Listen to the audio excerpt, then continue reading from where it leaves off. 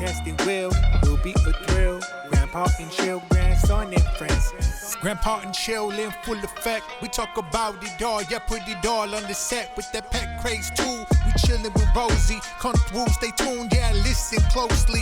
Cause this the millennials and the silent generation coming together, discussion in rotation. This is Grandpa and Chill.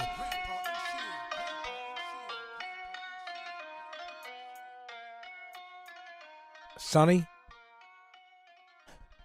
the guy up on the right part of the screen. You remember him? Vaguely. So yeah, bro, we go way back. But that's true about everybody that we have on the show. What do you remember about Sunny, Grandpa? I said vaguely. Yeah, I don't. Yeah, I wouldn't put him in the spot. That's Sunny. He's. All right. Let him introduce himself. All right. Okay. I'll introduce him. I think he should introduce himself. No better person than him. That won't put Grandpa. Let's do it. Was Sunny an actor? Are you an actor, Sunny? Yeah. I guess I would call myself an actor. I vaguely remember something about acting. Yeah. Fun fact, Grandpa. Sunny is the very first guest we've ever had on the Grandpa and Chill show. Yeah, I don't even think that episode was ever released. It was like a pre-recording on Zoom with just you, me, and Sunny. I don't remember that. Remember that? Yeah, I was around for the early days of Grandpa and Chill. Yeah. I remember when it wasn't Chill at all. That's all we could lean on. Yeah. It was just Grandpa and. Yo, I got fun with that one. Yo, he's smirking, laughing. And, yo, I'm the king of comedy. You missed this before we were recording, Sunny. You asked what's up, and then Grandpa was like looking at the sky for like a minute, and you were down. You didn't even see him do it. It was genius. Thank you. Everything I do is genius. I lost your video. I can't see your video, Sunny. Oh, there we go. There we go. Speaking of Sunny, this is my old friend, Sunny Outlaw. You're listening to another incredible episode of Grandpa and Chill. I'm here with my co-host, Phines, as always, our amazing producer, Sierra, and my grandfather. Isn't that weird? I do a podcast with him. I'm Brandon Fox. Here we are. And we invited Sunny back today because he did something really impressive that everybody says they're going to do and then doesn't.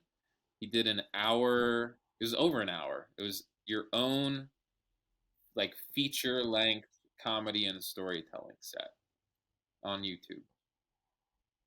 Yeah, I released an independent special, as they call them, so to speak, and it's cool. You know what it feels like? It feels like in the 90s when people would drop a mixtape, and you know, like the cassettes and handing them out to people.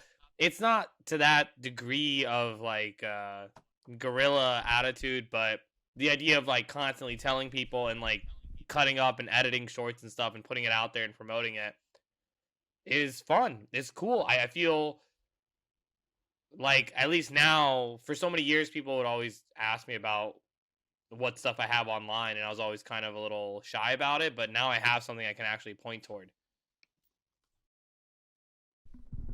I thought I was having a brain freeze because your image just stays the same, like a picture. So it's not, reflecting what you're saying. Yeah, I don't believe in modern day video. I think they say one picture speaks 1,000 words, and so I try to keep it a frozen image as much as possible, because I don't want to speak 1,000,000 words. Because the video is just a million pictures. Yeah, it makes sense. You got to use your words wisely and make people take it. Yeah, I feel that. I see that logic. I really do. Yeah, you know what? Yeah. So what is this called? What is your special called? It's called A Dream Come True. Because I had this video of myself of like years ago in 2013 of just like talking to my future self, and the biggest takeaway was like the video is just like, yo, I hope that wherever you are following your dreams. which now I'm 29. I made that video when I was like 19, so like 10 years later, I'm watching that video and I'm like, well, I am out here actually trying to follow my dreams. It's not the glamorous route you think it would be 10 years ago, but it's like, at least I guess that version would respect that I'm actually out here doing it. Because out of all the decisions in life, the fact that I actually pursued that, and I hadn't seen that video in over 8 years. I found it over the pandemic as I was cleaning out my laptop, and I had a million ideas for what I wanted my first solo show title to be, but it just seemed natural for it to be a dream come true, because I did the show as I hoped for in front of like a sold out crowd. So that was awesome. I did it in front of a sold out crowd, and even though that's like not even the final end game and it's just like one step in the puzzle and one piece of the puzzle, just doing a show in front of a sold out crowd is technically a check mark of what I want to be doing. If that makes sense. Yeah. Is it as satisfying sort of just doing it for the love of it and having this sort of like massive, like beautiful piece of content that is so difficult to do? Like, I feel like that would be even better and more satisfying than like, oh, somebody handed me a big show or something like that in like a day, and I just, I got lucky. Like, you ground out something really hard. So yeah, I think everybody kind of visualizes their first special at least from my generation, our generation, millennials. I think a lot of us visualize like our first special being in front of like, Madison Square Garden or some big venue produced by Netflix or Hulu or whatever. But in the world that I'm living now, just seems more sense to just make it independently, especially because I just don't know how many people can actually help me make what I want to make because they don't utilize me the correct way. And so I am really happy to like have released something that is so raw, so my style, so sincere and emotional, and still has like comedy involved. I was really happy the way like, the response in the live show. And I did it twice. I got both recordings. Both times felt good. And I think a lot of great art that we even think about, it's better down the road, down the line when people see it, because ideally you want to make stuff now that people aren't really making a lot of, which I feel the way I made my special is so Mike Birbiglia-esque in that storytelling kind of emotional sincerity level, but it's about a story that I feel like isn't talked about a lot in the first generation minority world. So I am really happy about putting it out the way I wanted to put it out and having the independent guerrilla style behind it. I just hope that it connects with people, because it's just going to get, more and more people to watch it, and hopefully this is just the start of something new, because now I have the experience of putting one show out. I have so much of a better idea of how to do it again. Yeah. yeah, I think it's already got. Mhm. Oh, you go find it. Sorry. I just what Sunny was saying. There's so much I can say about what Sunny was saying, but the one that I want to talk about right now is when you talk about just how raw and real, and also just seeing like your first show. And I'm excited as someone is watching your growth and to see, yeah, just how much your philosophy grows, you as a person grow. I'm really interested and invested in you as an artist and seeing, with no pressure, of course, no pressure. Whatever you bring is great. I definitely, as an audience member, just enjoy how real you are. It's really nice. Phines is the only person in my life that has seen me from my very first open mic to my very first special release. Like literally all the way, like the only person in my life that's like actually tracked the whole You way killing through. it. Witness. What's the Witness. difference? It's just like, I know I keep landing on the philosophy part, but I really, really, I can nerd out about Sunny's comedy because I've watched so much of it and I've seen so much him perform. But I think my favorite thing about him is his philosophy and his mindset and his viewpoint and perspective. And watching it, like, him get better at telling it from his perspective and bring in like justification to it and like understanding as an audience member to understand like how his mind works because it is to me very at least very wild and cool and abstract and different and I am always really intrigued by how he like articulates it. I'm always really impressed. How did he do his first open mic? How did he do his first open mic? It was bad. It was okay. It was good. I mean, I guess my first remembering is confidence because I like that was probably one of my big like, oh, this dude's really cool. I enjoy the artist by how much confidence he had to like be out there and stand out there and want to say something, and I appreciate it. Because if you feel that confident about it, then I want to listen at least a little bit. Yeah. We weren't even like best friends yet or anything. We just kind of like had known each other. We hung out a few times, but he was just kind of invited like as a friend I'm also inviting other friends that know him.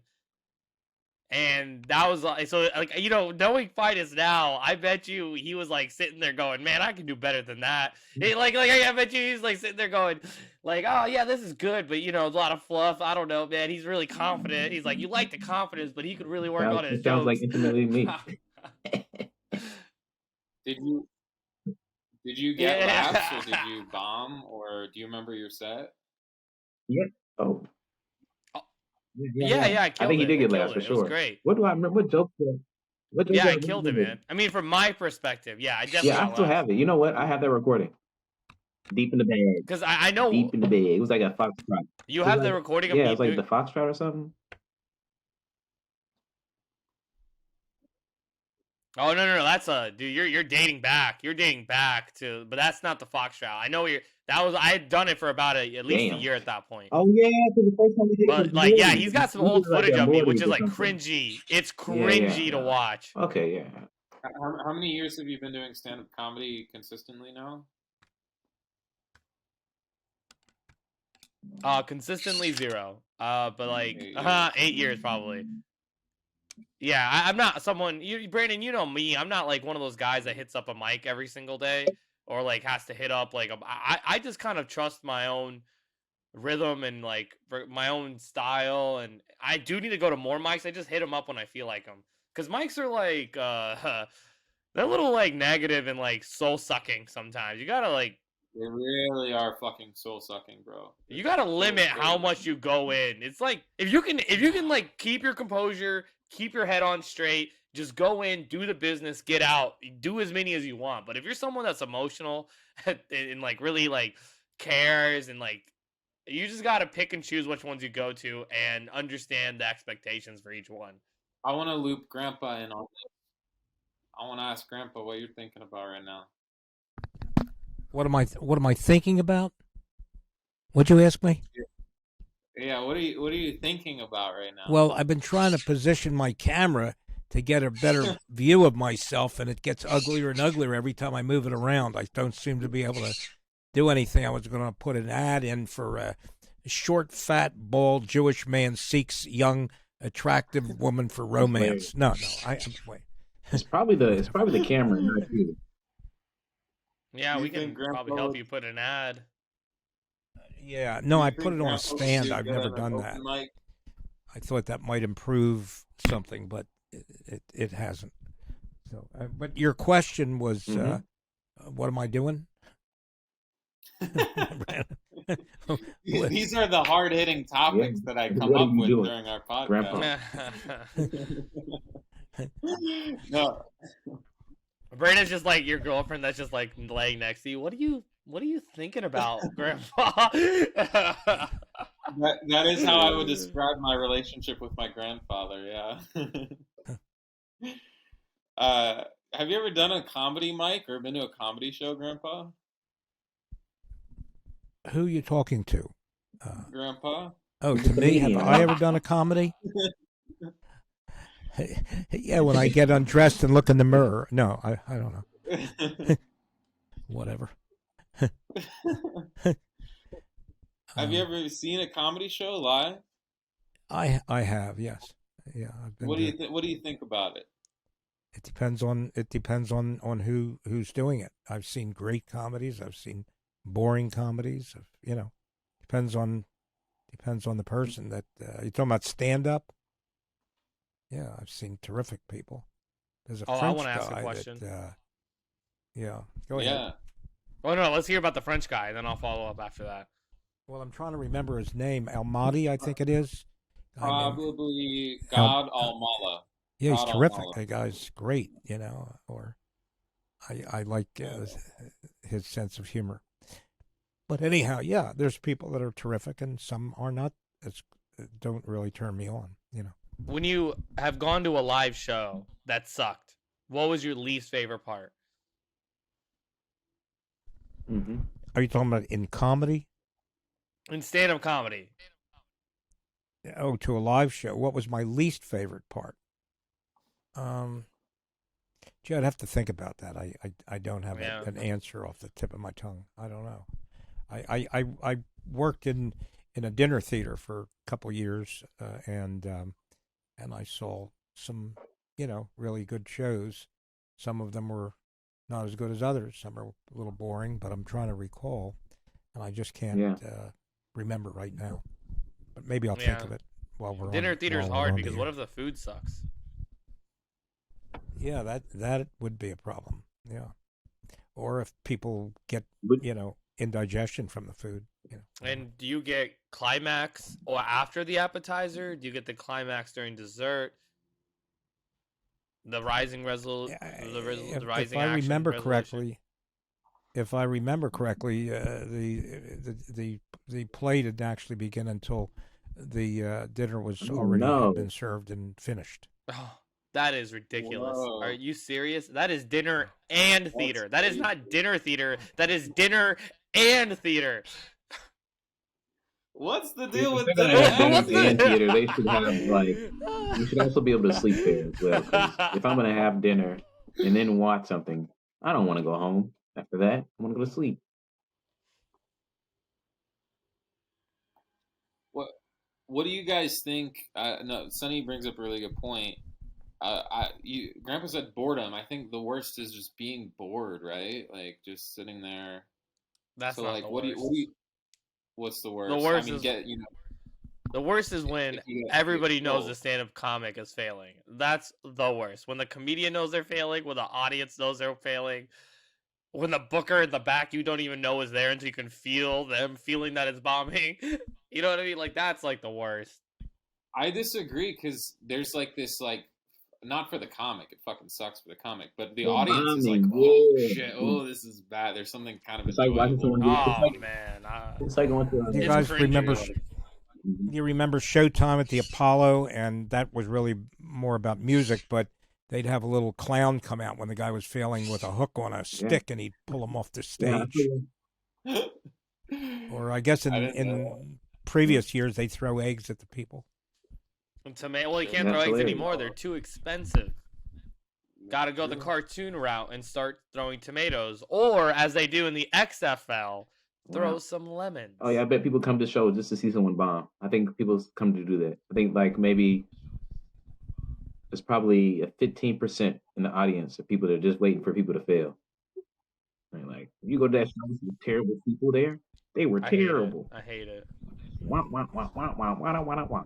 I went to a mic with my friend. She was working on the past show with me, and we just went and saw the comics. And she had never been to an open mic before, and she was like, "What the fuck is this?" And was like dying laughing, but like quietly to me, like it was very enjoyable for her to be like, "Whoa, oh my god!" So And that's Sonny, I another probably thing. should already know the answer to this. Are you a director? Are you an actor? Are you a writer? A producer? What is your main field, or are all of the above? Honestly, yeah, all the above. I'm an everyman, jack of all trades kind of thing. I direct. I've directed video sketches. I'm directing a live sketch team right now. I am a producer for multiple live shows that are doing well. I'm a writer in the sense that I write sketches and all my own stand-up and work and stories. And I'm honestly, but at the heart of it all, I'm a performer. I do all those things. I can do all of those things, and I can accomplish those things because I want to make it in this field of entertainment one way or another where I can make an income. But at the heart of it all, at my best, my heart of hearts, my fire, I am a performer. So basically, you're an actor. Am I correct? Yeah. An artist. Yeah. So are your shows on YouTube, or how does one access them? Yeah, it's on YouTube, and right now I have my Dream Come True special. They can watch the whole thing on there. I also I'm trying to create pretty much a funnel system where I have my full show, and then I have shorter clips of that show, like 5 minutes, 3 minutes, 7 minutes, whatever the theme of that is, and then I have even shorter 60 seconds or less clips. So there's a lot on YouTube. If you don't have that much of an attention span, you want to get a sample, you want to watch the whole thing, I think it's really sincere and fun. And I like the YouTube way of monetization. I know it's not like a lot, but to get paid in any way would be great. And I'm really excited that I just now have started to go down the YouTube rabbit hole in the way I want to go down it. Have you been able to get any kind of sponsors? I know on all of the YouTube clips that I watch, there's always like a 5-second advertisement, a 30-second advertisement on almost all of them now with major companies. Have you tried to get any of those types of sponsors where I'm assuming that they pay for the clip, they pay for the for whatever your production is? Yeah, so it takes some time. Like you have to get 1,000 subscribers and 4,000 public watch hours from your videos in order for them to even consider you. And so I'm just now kind of going through this rigorous process of gaining more subscribers and getting the views. And it's kind of a hustle. Like, I think even I probably thought this at some point, but I think a lot of people think that once you have your show out, you're done. Like, that's it. You've edited your show. It's on YouTube. People can view it. No more work. You're finito. But it's actually, the real work begins after you've published it, because if you're not constantly pushing that video out in front of more and more people, especially at my level, you're just not going to get the views. Like, you got to be consistent. You got to keep telling people. You got to go on the press tour, like the podcast, and you got to keep editing and publishing videos. I published the hour-long show 2 months ago, and I'm not even halfway through putting up all the smaller segments and clips, because it's like I got so much other work that I'm doing that I got to find the time to do it. But it's about a 4-month, 3-month process just getting all of the videos and clips and salvaging it for everything that it's worth. Because I've gotten about 80 subscribers ever since I started to pound down on the YouTube Shorts. So yeah, I'm just trying to hustle my way all the way up to making that ad money. Do you edit do the editing yourself, if there is any editing, or you have somebody else do that? Yeah, so I was lucky enough. I had a director friend who's from also Indiana who offered to film the special for me for free, and him and I sat down together and we edited it and we put that out online. And so now what I take is I just take the hour-long footage and I dice it up for the shorter consumption. So all that editing now I all do by myself. And I'm like a CEO of my own life, it feels like sometimes. I get why I used to question why celebrities would waste their money on PR people and social media managers, but I get it now because it is a lot of work. It's not as glamorous as it sounds or feels. It is worth it. It's just work, and are you willing to Yeah. put the work behind it? Which in this case, Yeah. I'm absolutely willing to do it.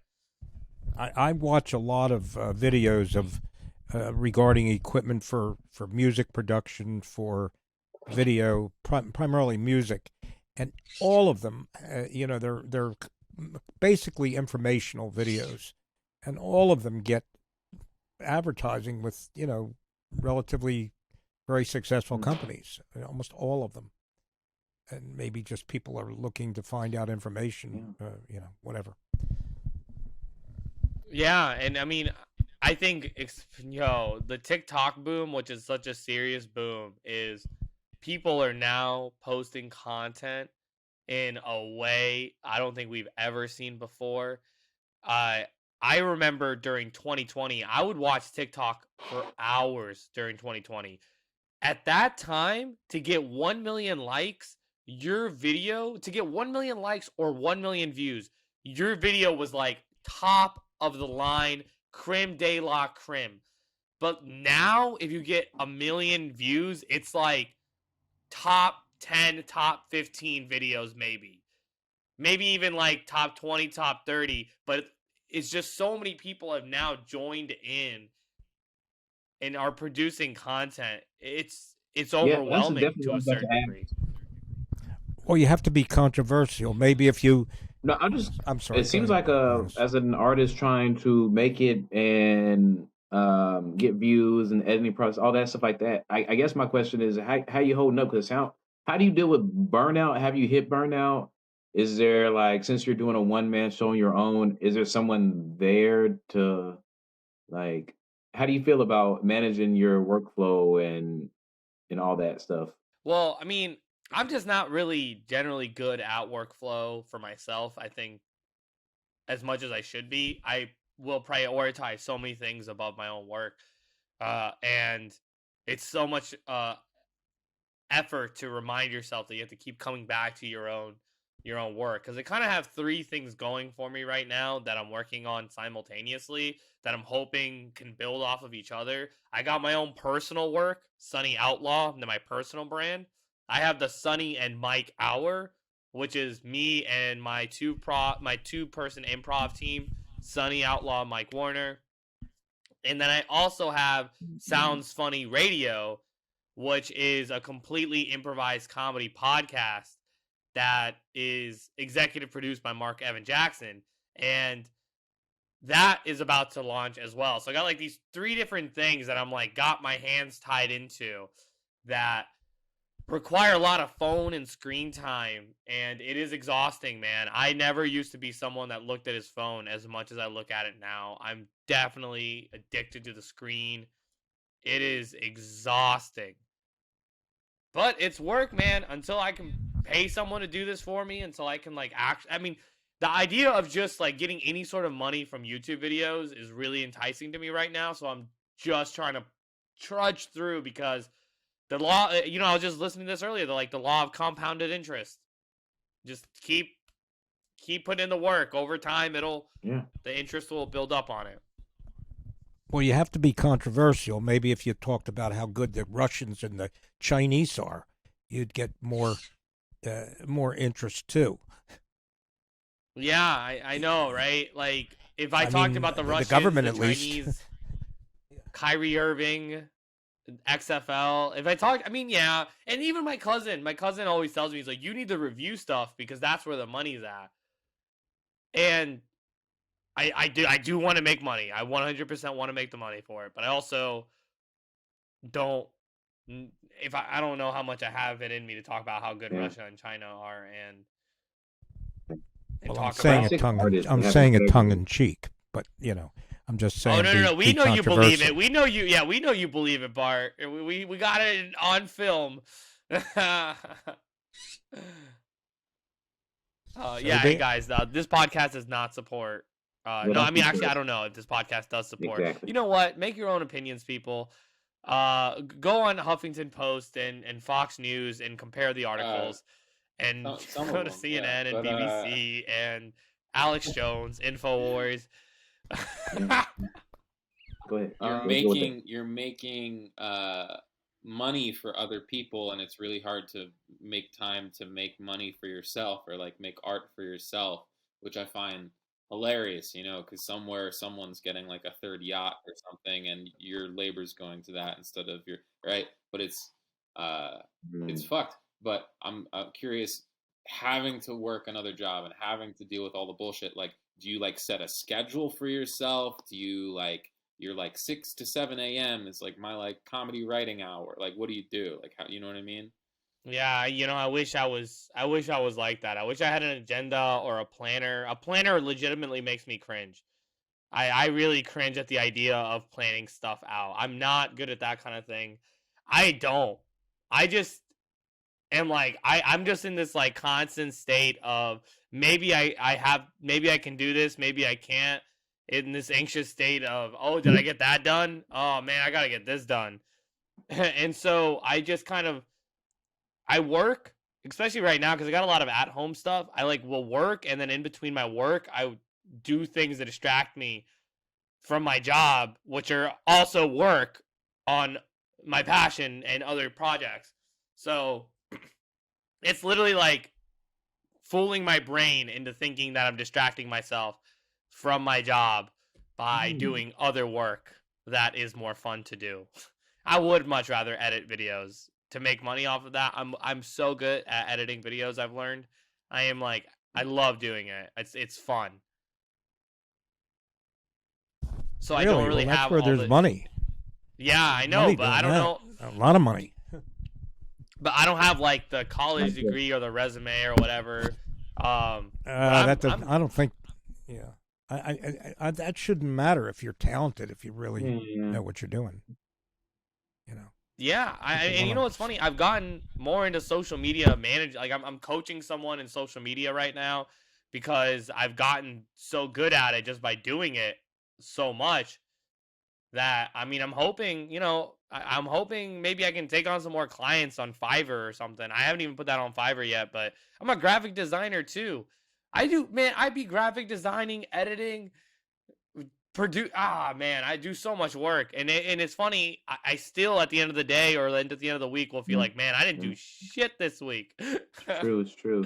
It's so funny to hear you talk about this too, because just our similarities and differences as the artists. Because I would think that I don't. We both get a bunch of work done. We both do a bunch of stuff, right? I don't know. It just feels like the way we go about it. So it's just funny to me just to see that we've been friends for so long and then doing art in both a bunch of different ways and producing a bunch of stuff. But I would think it just seems very different the way we go about it, and I like it. I'm here for it. I'm curious because all three of you guys, and Sierra, if you're still, all of you guys are doing creative things, like even with your filmmaking, Grandpa, and stuff like that, your audio recording. Like, what are your ways of like getting shit done? Because that's always the problem for me. Is like all of a sudden it's 6 p.m. and there's not enough time in the day, and it's like, well, I didn't fucking get what I needed to get done for myself again, you know? Mm-hmm.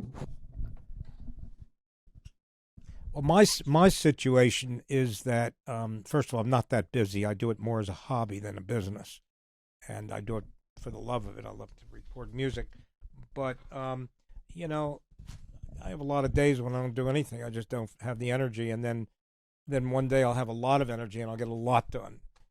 But I'm sure that people that are in the profession to make a living out of it, they're working very, very hard and working all kinds of hours. They asked Frank Sinatra, how do you become successful? And he said, a lot of hard work, and you got to live it and eat it and sleep it. And, you know, he was very successful, and I think that's true. And also, in his case, very, very good looking. Very, very what?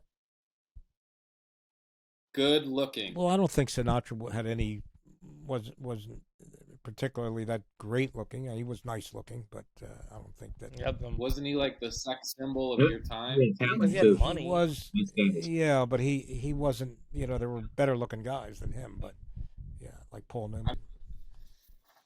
Yeah, I mean, there's a lot of guys who have a lot of money that aren't sex symbols in Hollywood. All right, what about you, the Truthfully, rest of you guys? I think it's just a matter of being honest with who you are as a person.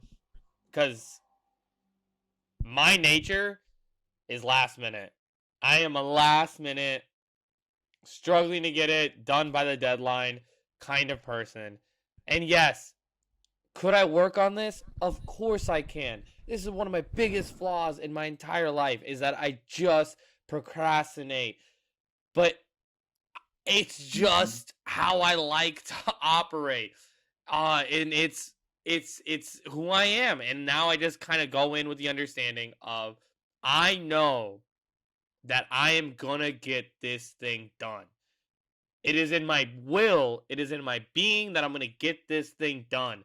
But I also know I am not someone that's going to set aside 3 hours on a Wednesday to dedicate toward this.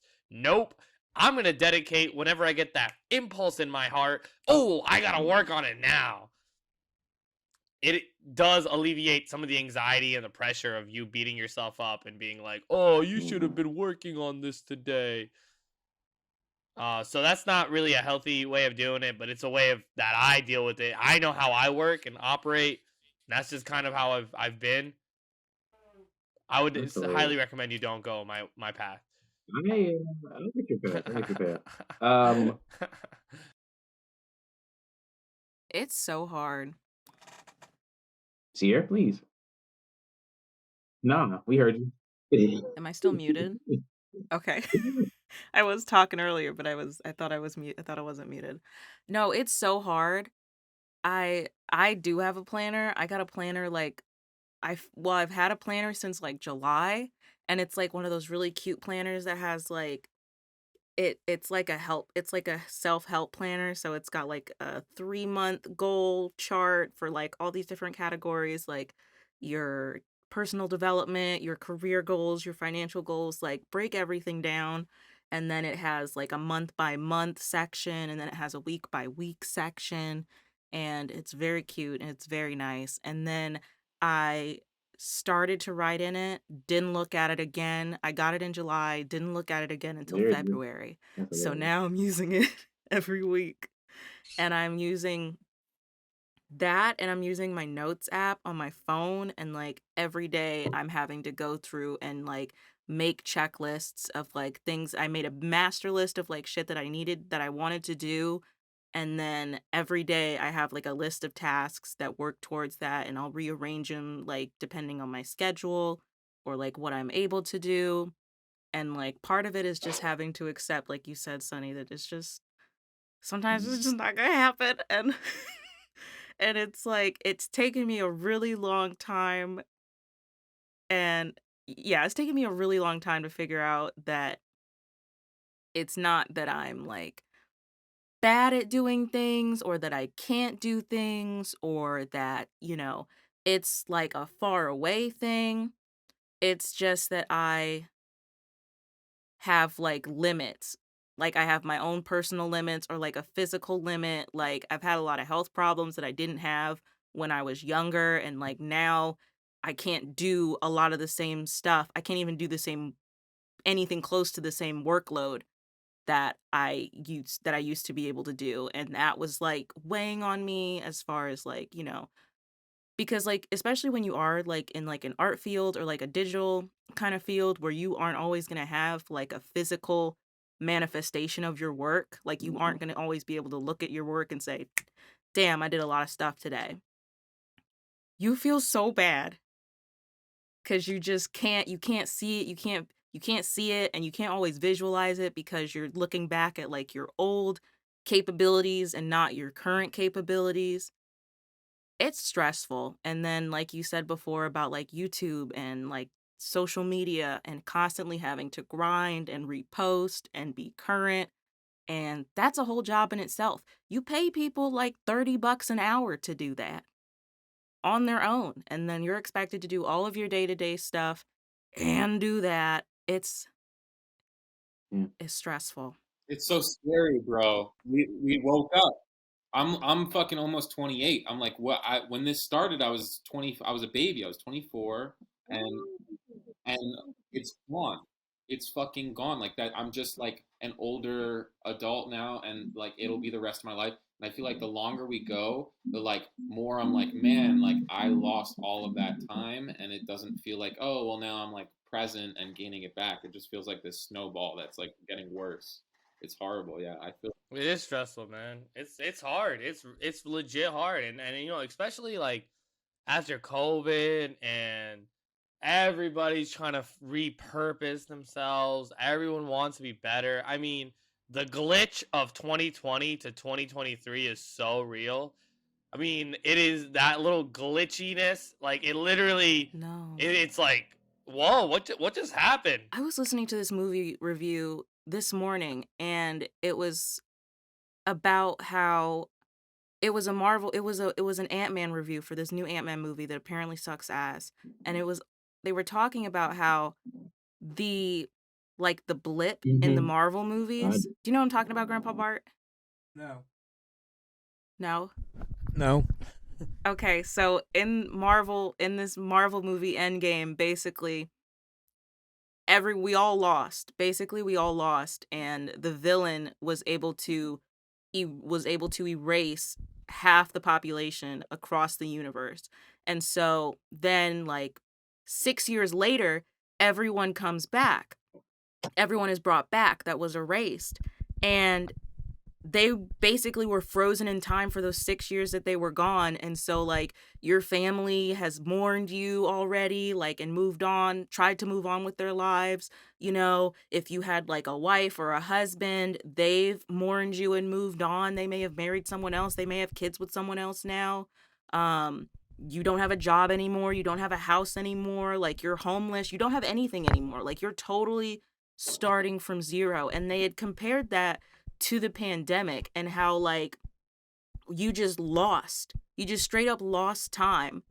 And like when I graduated college in like 2019, and I was thinking, my dumbass was like, I'll just take a break. And, you know, I worked really, really hard, and I broke my back, and my hands don't work anymore because I worked so hard at school. So I'm going to graduate in December, and I'm just going to take a sweet break. And then I'm going to figure out everything that I got going on because I'm a new graduate and I got da-da-da-da-da. My candy ass got hung out to dry because like literally 2 months later, everything shut down. No one was hiring. No one was even offering like all those sweet new grad internships, that sweet window you get when you graduate and everybody wants you to be like an intern. No one was even doing that, not even the unpaid bitches. You know, all my dogs died. It was a mess, you know.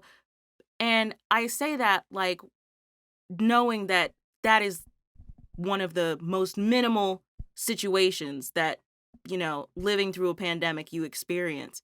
But there's so many people that have like these bizarre new experiences that we have no tools to really guide people through because we've never done anything like this.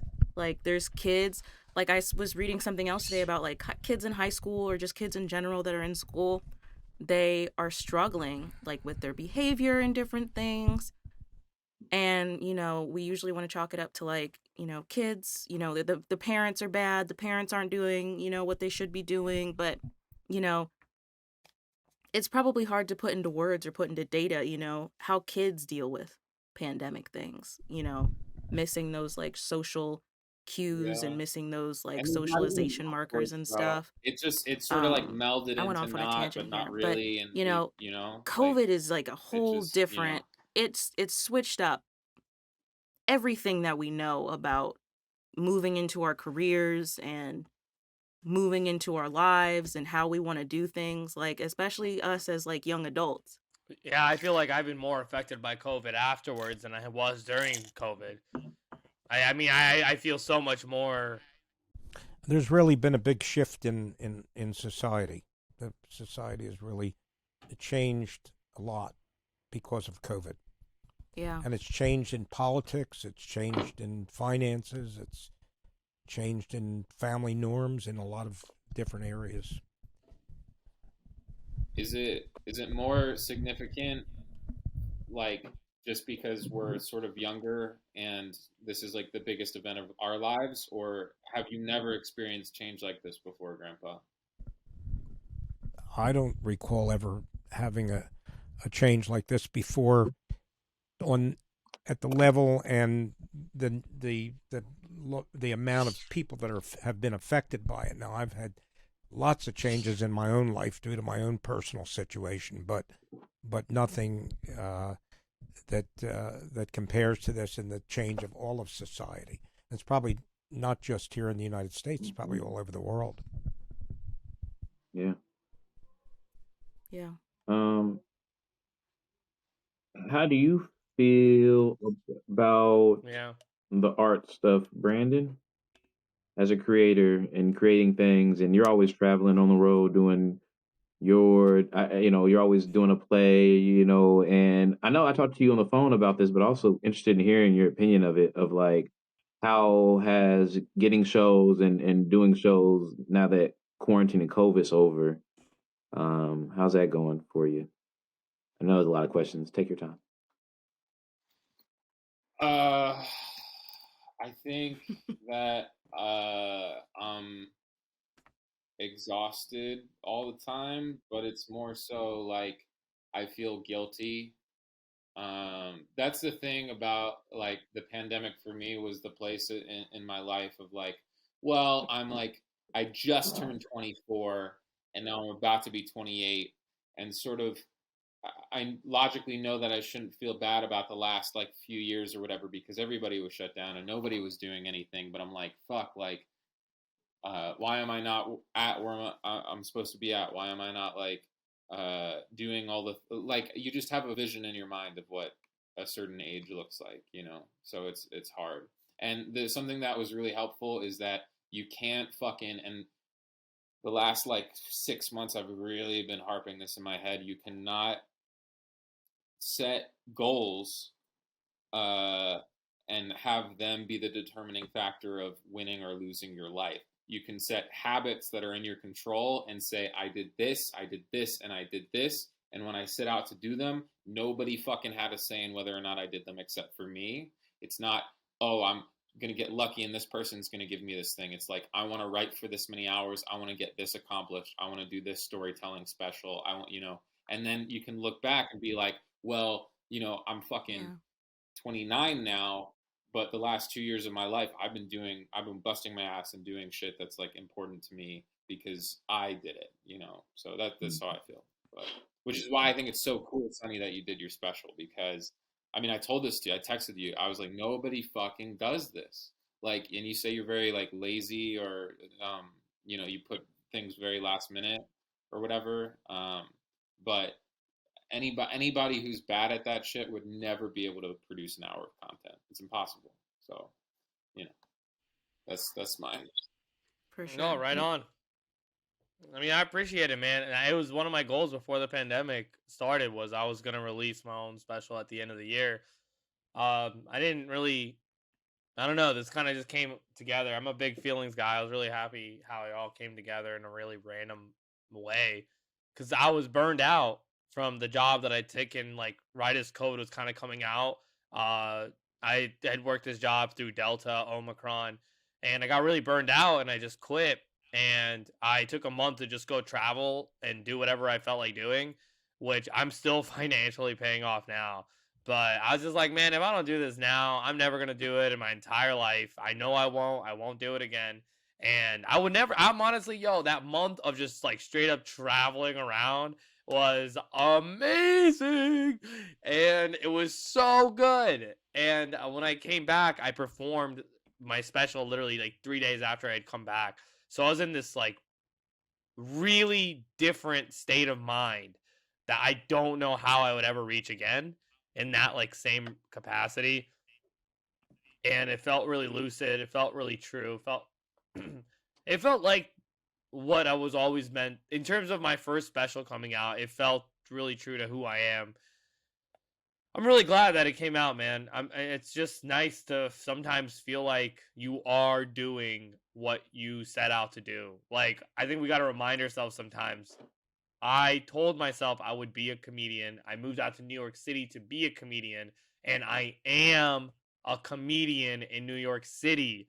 I am probably not a famous, getting paid dollar bills, y'all, comedian in New York City yet, but I am doing what I set out to accomplish. And I think these goals that these imaginary markers that we set for ourselves, they are so anxiety ridden. And I am trying to rid my anxiety. I'm actively trying to rid it.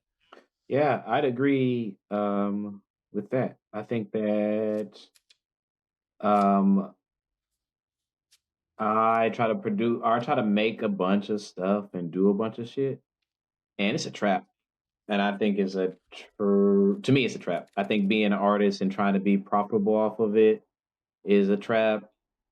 I don't like capitalism. You hear me always saying that stuff. I don't think I should be feeling so anxious to produce something that is art when it should be something like, to me personally, organic and genuine. And because you have the right, I mean, not the right, but the feeling. Like, I would like the idea of us doing a podcast or me telling a joke or me drawing a picture to be something I'm doing because I truly enjoy doing that, or to be like a storyteller, not because I need to get a billion likes to be quote unquote valuable, or to be able to do this thing that I want to do. Like, I need to have 1,000 likes so I can keep doing it. Like, I'm not a big fan of that, and I think I've been trapped in that mindset.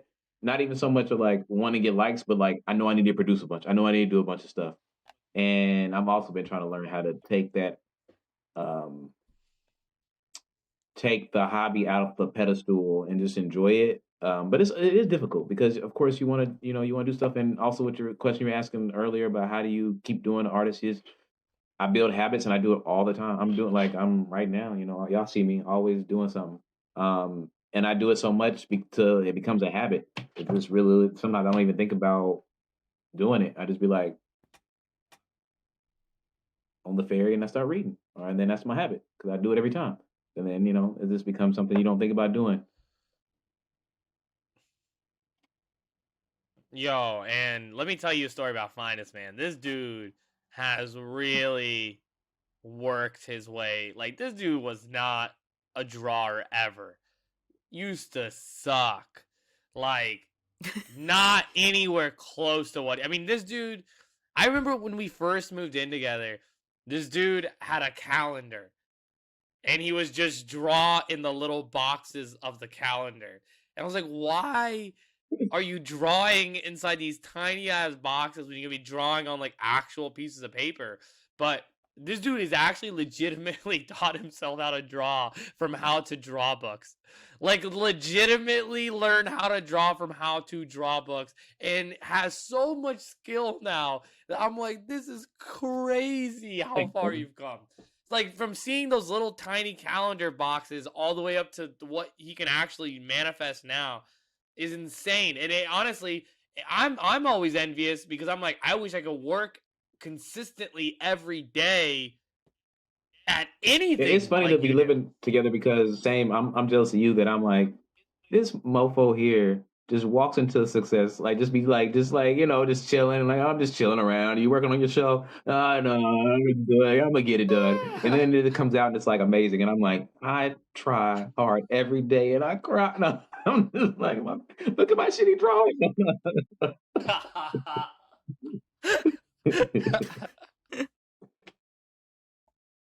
Oh man, nah, you've come far, man. It impresses me. And yeah, I'm proud of it. Motivates me too.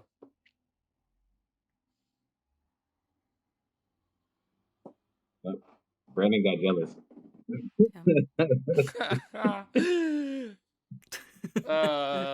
No, his shit's not working again.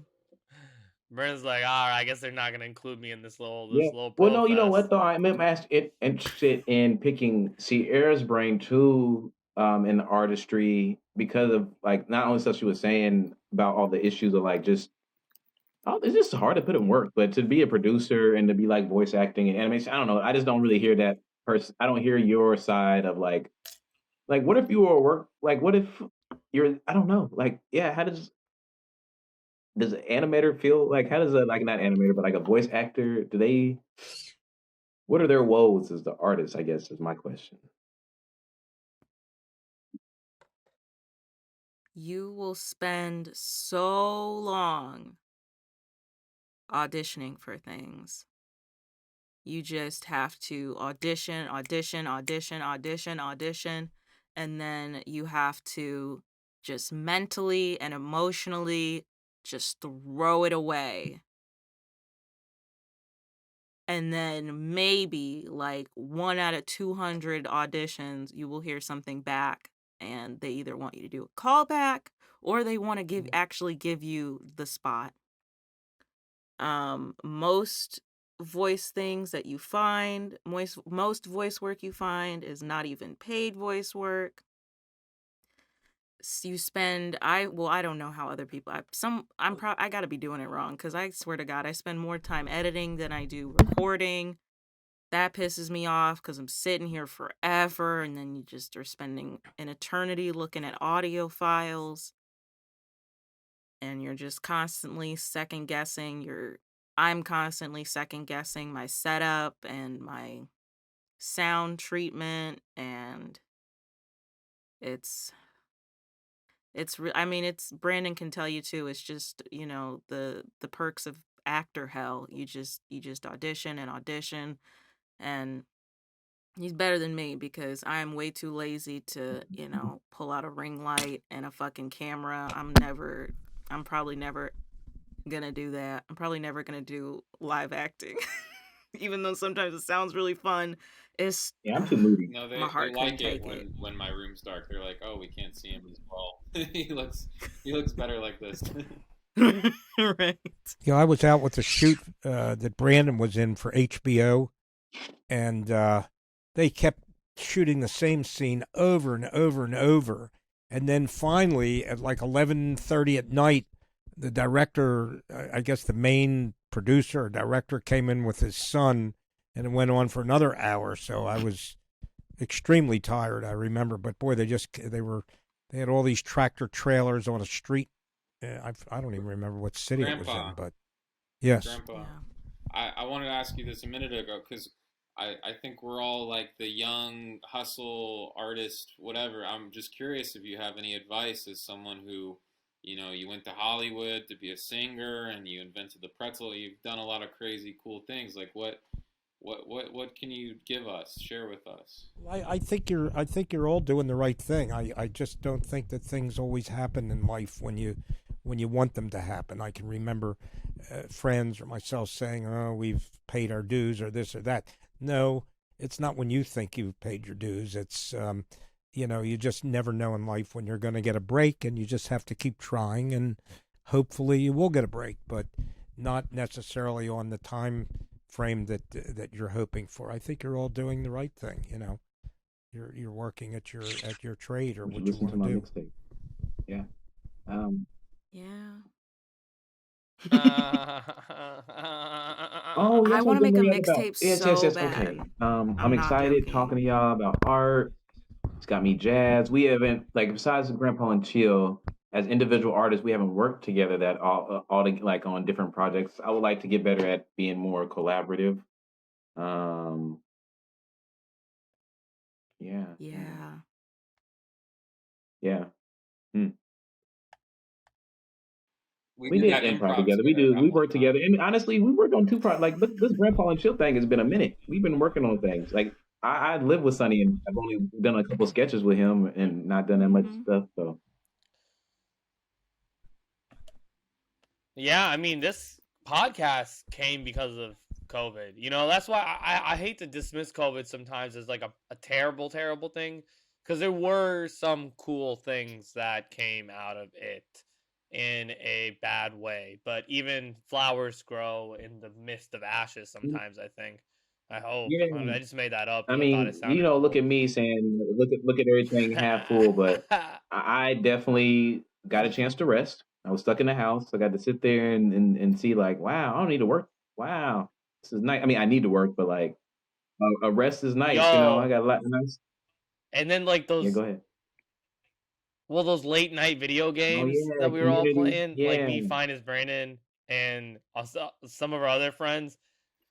Yeah, I mean, everybody that was a highlight for me. That was so much fun. I still talk to everybody's some of those like, people hey, that we like talk to one don't people. play video games, you're gonna waste your life. As a 27-year-old man looking back on playing the games with you guys, or when I was like a kid playing like fucking World of Warcraft, those are still like the best memories of my whole life, dude. Like I look back at those nights when we were playing Jackbox, and I was like, damn, bro, this is way better than being at a club or like a shitty bar. Like, my God, Yeah. that was so fun. I mean, we were up late. I hadn't been up that late in years, like till 5, 6 in Yeah. the morning. Oh man. Well, I used to occasionally stay with Brandon and his brother and sister, and it used to get me crazy because he would be up there all night playing video games, all night long, playing World of Warcraft, and I think I think you're in a common company. I think Sunny does that too. Used to, at least, right? Yeah, yeah. I mean, I play a lot more games now. I play Xbox a lot now. Yeah, dude. That when I stayed with you guys and the Halo Reach or whatever it was, I just or beat that. I just Infinite beat or that game whatever. recently. so. Yeah. Now, God, that's so fun. Fuck. I'm sorry, Brandon or Sonny, do you have any, like Brandon? I guess your favorite or one of your favorite games was World of Warcraft. Are there any new games now that you prefer? Today. I don't know any games. Pokemon trading card game, Pokemon handheld, any type of. Yeah, that's all about. I don't know. Any current games to play? For I me, heard God of War's good. God of War, Dead Space, bro. Are those two different games? truthfully, the older I've gotten, I don't know. are Actually, those two Lidar? different games? is it God of War Dead Space? Is it called that, or is it two different games? God of War. No, God of War, Ragnarok, comma, So that's the title of Dead the. Space. Oh, two different games. Okay. 2 games. Grammar test too. 2 different games. No. Yeah, that comma part was confusing. Yeah. I should put a period. Yeah, you should have put a period. Or you should have said and. Damn. Dinner and theater. Right, grammar Dinner test. and theater. The older I've gotten, man, the more I want to. I like playing video games with people. Yeah. I want to play with other people. I don't want to play by myself. I'm a social person. I'm an extrovert. I want to extrovert myself all over that video game. That's why I hate books, dude. I hate books because I'm like, every moment I'm reading this is another moment that I'll be alone for the rest of eternity. This is too lonely Yeah, for that's- me. It's so funny At that least I'm safe inside my mind. Now I know they had these. No, this is I'm sorry. Huh. I know they had these game rooms. Has that built up as an idea? The idea of game rooms where a lot of people go in there and play games. Like arcades? Kind of, yeah. You had tables with computers and several people in them, and I'm talking about those big, like, League of Legends things. Those big I'm League not of Legends familiar with that rooms or whatever. terminology now, but Like those maybe. big, like just a bunch of kids with PCs in a room. Right. I don't know if people do that anymore because of COVID so much. Are you talking about arcades, Grandpa? Like esports. Well, I've seen these rooms where kids go in and play games, but Chuck maybe- No, E. he's talking about like esports. yeah. it's a game room. You know the best multiplayer game? I'm gonna tell you right now. Uno. Who knows? I do. I love. I guess we Uno. won't fight. I love card games. Online Uno is that's it. You said online? Yes. You can get Uno on your PC, on your Xbox. Where did I just see Uno? I just saw Uno on like Google Meet or something. It was Google Meet or Teams or something. You can play Uno. I feel like that's a good. You know, I'm surprised for all the things that conservative Republicans are against. I'm surprised it's not like Uno's trying to teach your kids Spanish. How I dare mean, you? it's not even a word. I only buy the video. I only buy the card game one, the way God intended. We're playing one. Yeah, one. We're playing one around here. One. Dude, I just Who bought that Uno flip pack? Burn it. I just lived in Texas the last 2 months. That shit is crazy, dude. Bro, it's so That shit's embarrassing really living crazy. here. Oh, you actually went to Texas? I lived in Texas. Yo, before the last show, month. when I joked around, about saying you went to Texas, I made that up. I didn't even know you were actually in Finance Texas. never told you. I've been in Texas the last 2 months. I just got home Sunday. Well, Finance and I have had to skip our weekly Brandon meetings. We hate. Yeah, We catch up. He catches me up on the Brandon rigmarole. Yeah. That's what we call Yeah, he had to- grandpa. they and made him chill. grow that beard We- at we gunpoint. created a whole podcast so that you can do it in the privacy of your own home on your iPod. Oh man. Yeah, dude. Everybody who listens from Texas, I love you guys. Peace and love, Love all you. Please don't hurt me. Please don't hurt me. bro. No more. No more. Yeah, I've decided to start singing too. I'm changing my. Grandpa, you sing us. Grandpa, you went to Hollywood to be a professional singer, didn't you? He invented the pretzel cone. No, Yeah, did you say he invented? Did you I say was he just invented the floating around. pretzel? Yeah, he did. I was just floating around. Yeah, I was in the pretzel business and I was in the sign business. But when I went to Hollywood, and yeah, I guess I was interested in a singing career. But I got a job as a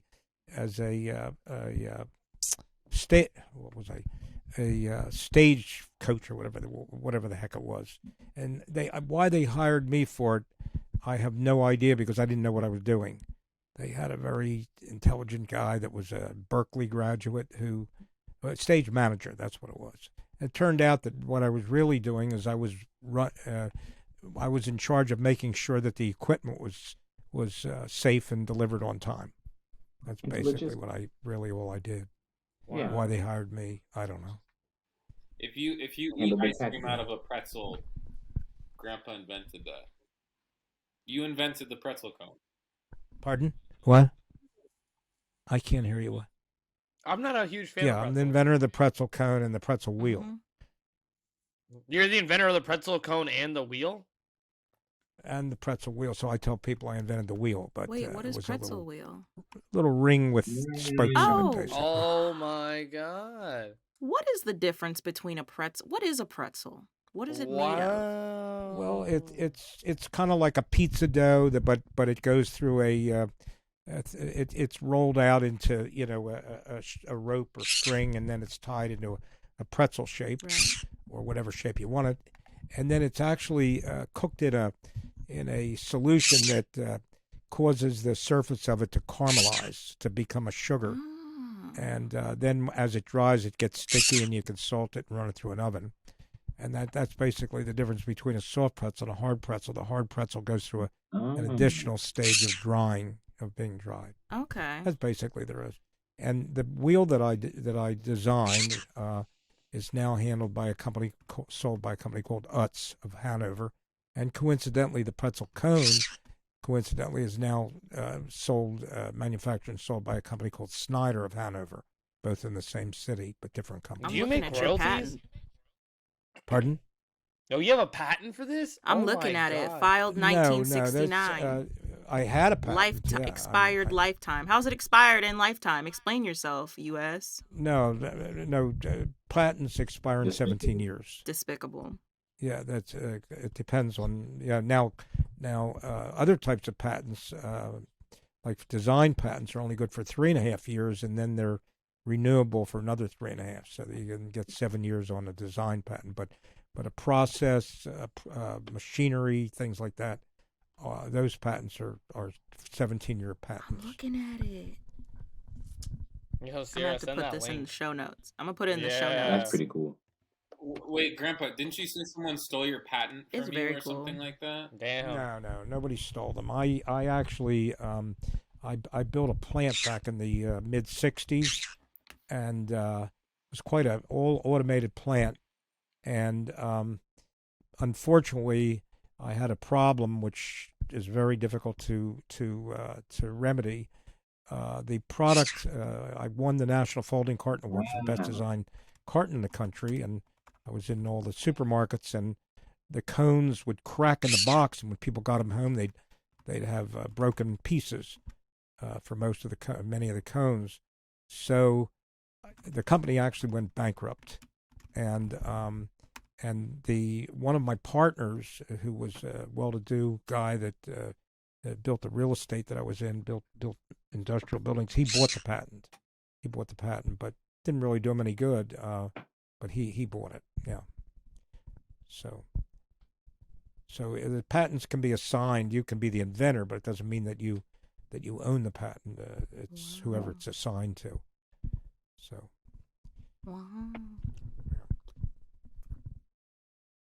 Everybody looks like they have gloom on their face when I tell this story. I'm deep in thought looking at all these machinery pieces and the labels. Are you looking at what, a patent or what? I looked up, I Googled pretzel wheel Barton Frank, and the first result was your patent, and then I downloaded the you file. talking about pretzel cone? I thought you Yeah, pretzel cone it would be. I I don't have a patent on the wheel. I have it on the pretzel maybe I'm cone. looking at the Pretzel cone wheel. contraption, but it's a contraption. Yeah, that's what you're looking at. You're looking at that. Okay, Yeah, okay.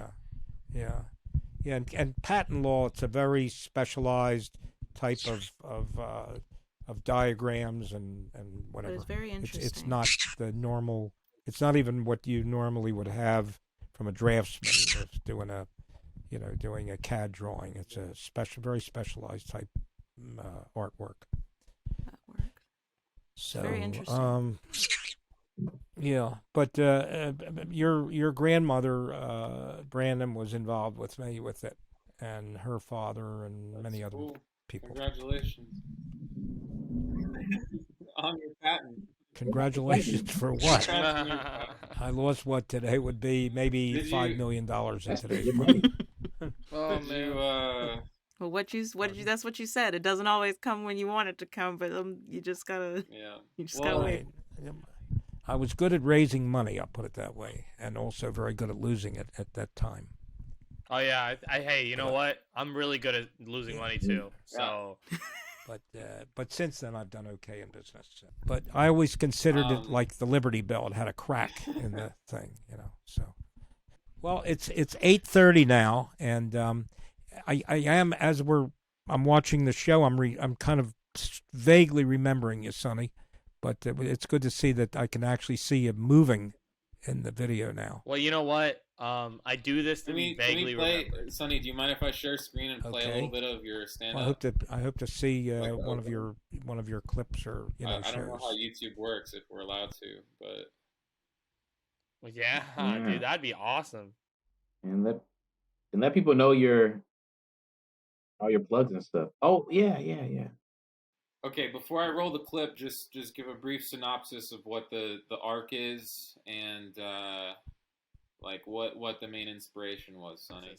I am a first generation Sikh Indian American, and my parents did not understand the world that I was growing up in America, and I didn't understand the world my parents came from in India. And so there's a lot of miscommunication and a lot of identity crisis for myself. Am I too Indian? Am I too American? Am I not enough of either? And just figuring out who I really am. Yeah, it's really nice actually being on here. It has been like a year and a half since I've been on here. Sonny's asking about the show. And I'm really proud of all of you. I'm like, yeah, the show. It's a show. All right, here we go. Don't forget your phone to record it. Hey dude, this is your old Sunny. I've been meaning to write you a letter, but I just figured that it'd be a little bit easier to make a video instead. Thought you'd be a little bit more entertained. I know I would be if I was you watching this in the future, which I am. I just want you to know that I hope you're pursuing your dreams out there right now. I hope that by the time you watch this, you will have become a successful comedian or actor, or hell, even a decent meteorologist.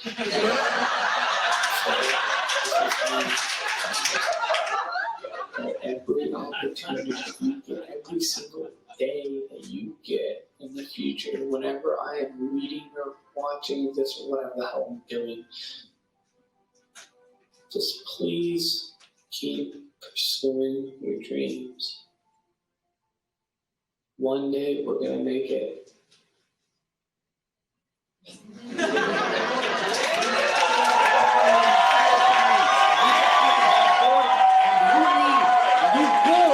You are turning your back on us. You are a stupid motherfucker. You are a beach without sand that is just water and rocks that nobody wants to go to. And that is what you are.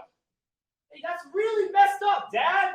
I'm responsible. I'm trying to do You think you are responsible? You can't even order a Starbucks drink correctly. You go up, you forget to tell them soy milk. They make your drink, you taste it, and then you tell them that they made the mistake and that you most certainly said soy milk, even though all the karmic gods know you didn't. Everybody does that. I'm not the only one. Just be a good boy, be quiet, go inside and just start studying. Studying until your legs fall off. Apply for a good doctoring college or a good lawyering school. Do not waste your time with this nonsense. How are you going to make money? By telling a knock-knock joke? In today's world, it is more like a text joke. Yeah, real funny, man. I gotta try. Like, I want to do something with my Your life. purpose in life is not to go out and try to experiment to find who you are. You are supposed to go in a system that we have developed for you that was developed by my ancestors, and you don't question it. Don't you know your purpose? Wait, don't you dare go up and start reciting poetry while quieting me and my voice in your head. Don't you dare do it. Yeah, that's probably good enough. Yeah, because then it goes into like a whole poetry element. Yeah, I that's kinda love like the it. introduction. Yo, I right love on. it. Thank you. I cannot wait That to was so finish cool. that. Well, it's so cool seeing it from your YouTube screen where I'm like, wow, this actually looks so legit. Yes. Where'd you get that jacket? Yo, I got it in a vintage store in California for $40. It is one of my favorite Bitch. finds. I could not wait to rock it. That is a sick Glad you fucking like it. jacket. Yo, right It's on. it's tying it all together. Like you bring the jacket out and they're like, okay, Yeah. he's not playing this time. This is the real deal. Wonderful. I'm so excited. I'm so happy for you, bro. Yo, right on, Sierra. That is so cool. It's always so exciting to see your Yeah. friends and your colleagues like really doing it. I've got friends I went to college with that one of them is a news she's like a reporter or an anchor in like a really big metro city. I've got another friend who always said that she's from she's not even from the US and she's always said that she wanted to come and study journalism and literally now she's at NPR. It's always so exciting to see your Yo, that's so cool. bitches doing exactly what they said they would do is always so exciting to see. Manifest. So Yeah, exciting, man. bro. That's This incredible. is so exciting. I'm so excited. I cannot wait. I literally cannot wait to watch it.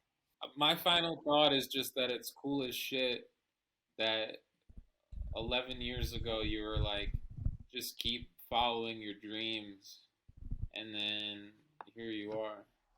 Yo, right on. That's my final thought. Yes. And here we are. Exactly what Brenda's saying. Like you had a dream, you had a vision, and you had a hope, and you have faith in yourself, and you kept doing it. And it's not only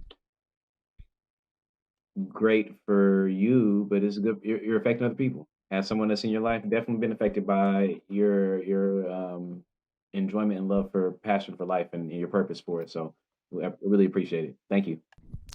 Sonny, this is Grandpa. I just want to say I think you're on the right track. I enjoyed watching the clip. Yo, right on, guys. It was My final great. thought is that this was great and fun, and I'm really happy that I got to be here. Folks, you're gonna watch Sunny Outlaw, Dream Come True. Check it out on YouTube. Follow Sunny on Instagram. Like, tweet, share.